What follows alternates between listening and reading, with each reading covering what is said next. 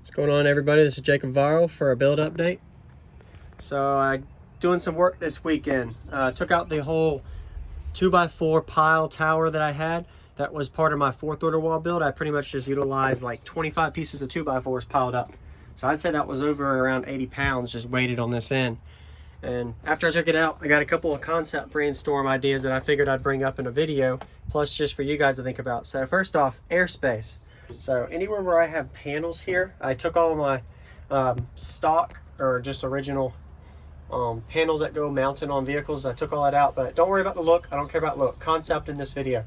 So anything that has airspace that you're getting air travel in is where you actually lose on the meter as well as output. So air and pressure is getting trapped in these panels. So I'm gonna go ahead and try to seal these off. Similar to how you see on this side. I mean, I literally just rigged it up with some tape. Hey, it's better than nothing. So I make it work. I'll probably put some wood there and then brace it, kind of like I did on the back here.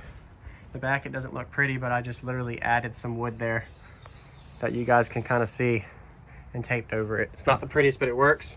So same back here. So concept, I have an air leak. Let me zoom out. There's an air leak up here that literally is going all the way up my whole back panel. I'm gonna try to seal that off, maybe do some foam or tape around it as well.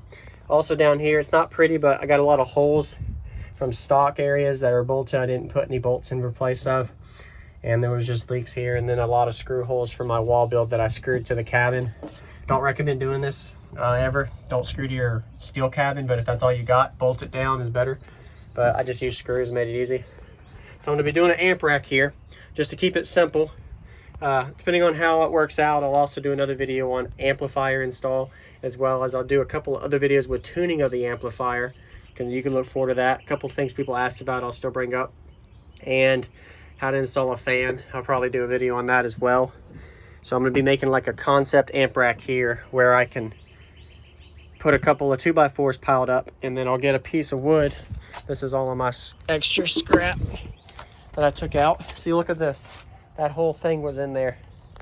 Anyway, just for concept, I don't care about looks. I just care about vibration resistance. So I don't want anything to vibrate. That was the main thing. And that was another reason why I took this amp rack thing out that I had, is because it was vibrating a little bit and it wasn't really stable. So that's pretty much the concept. This piece of wood there where I can mount my amp.